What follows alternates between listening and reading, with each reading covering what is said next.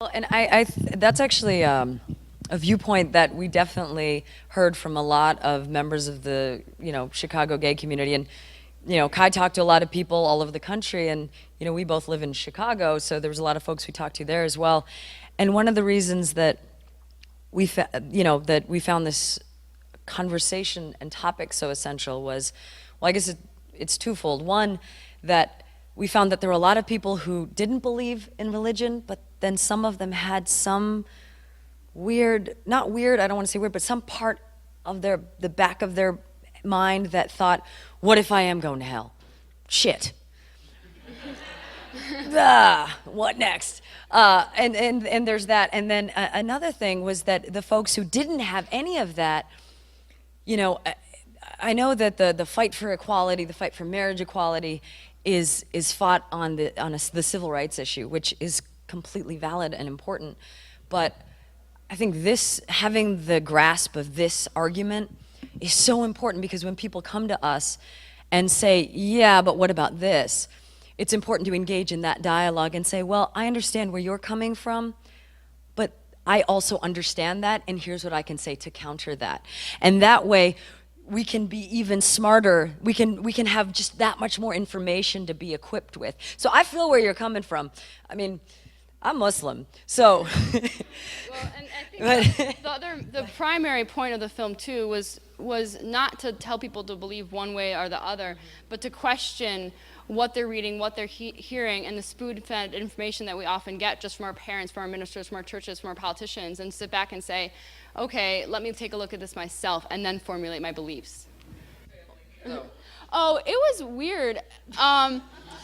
We were with them when they were actually protesting Obama's former church. I don't know if you remember where that whole scandal with Reverend Wright was going on. And Trinity United. Yeah, so they went to go protest the church, and we kind of had to hang out with them all day as they were protesting in order to have an interview with the rest of the family later on in the day. So we just felt so terrible sitting there, like, with the Phelps family, as like amongst all their signs and stuff. So, but it was kind of an interesting perspective too, to be on that other side of hatred. Yeah. It's going to be released on DVD nationwide May 18th.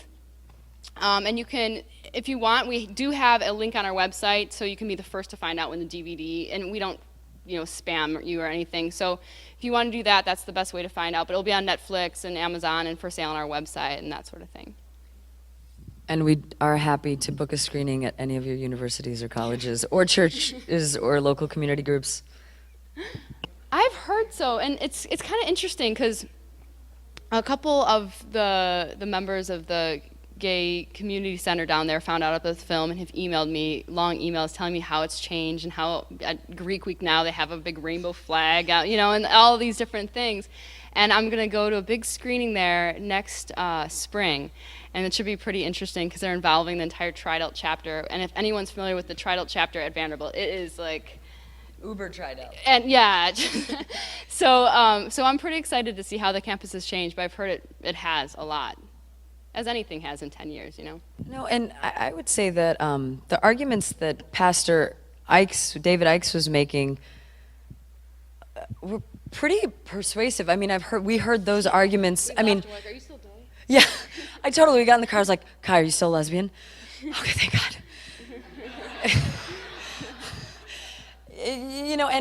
And I think for us that kind of hit home in terms of how scary those arguments can be made by someone who can seem so kind and convincing and seems like, oh, you guys, we could all be friends.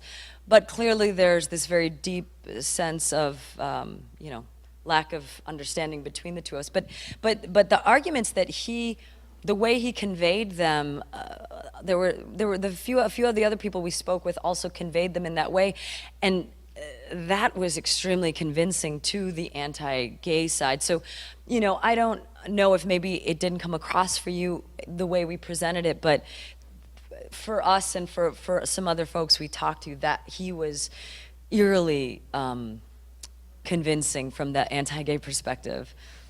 For me personally, this was just really a passion project. I have other films that I'm working on, but they're not necessarily in the gay genre. Not to say that I won't go back and make another gay film at some point, but this is a story that needed to be told, and you know, it's less about a gay movement or anything like that to me. It had to do with the role of the church, the temple, the mosque, the synagogue in our community. And if you think about it, you know, at some point all of us will be broken, or from whether it be divorce or addiction or death, disease, whatever can happen.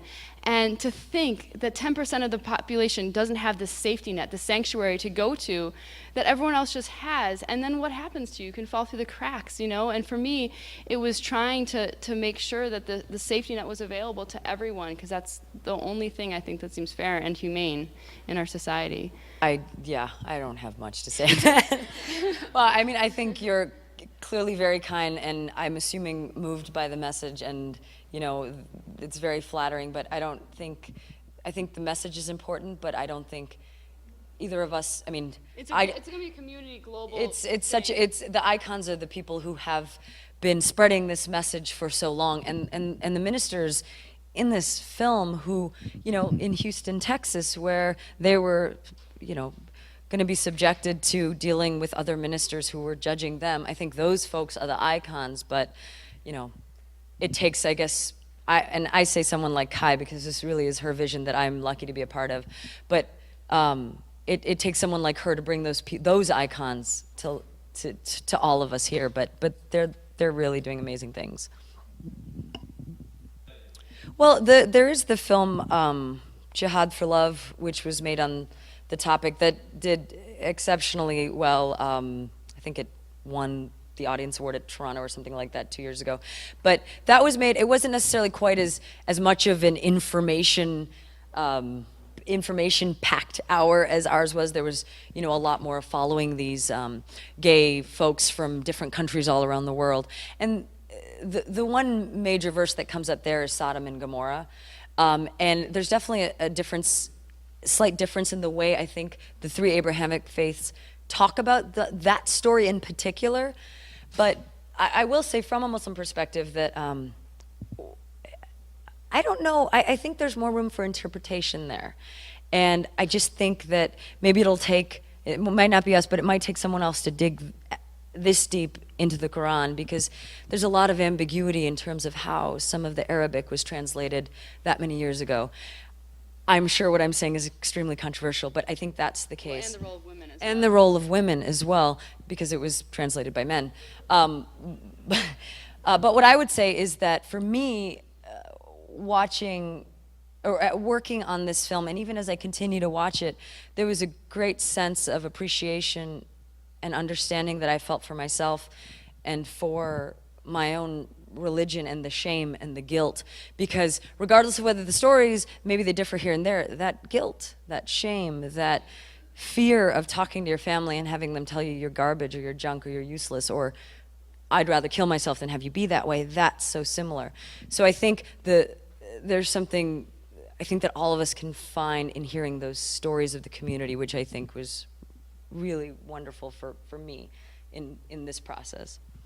People's stories are so important. However, what was happening, you know, as we start off the film with Prop 8, and which continues to happen in terms of gay progress and legislation, is the Bible is the battlefield, and the LGBT community continually says, oh, we believe in separation of church and state, which is important, or we don't believe in the Bible anyway, and all those are important, fair, claims to make. However, if this is the battlefield, it's important to have the tools to be able to fight on that battlefield and, make an educated argument against why these things that they're saying that are blocking our rights are incorrect, or possibly there's room for them to be incorrect. So, I mean, the word marriage only is controversial because it stems from religious thought, and so if we can get to that root and kind of deconstruct that and untangle that,